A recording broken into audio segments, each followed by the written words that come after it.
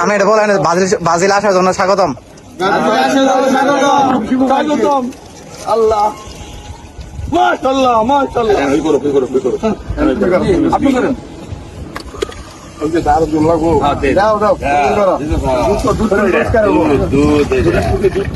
দুধ 80 টাকা লিটার। দুধ ডালবে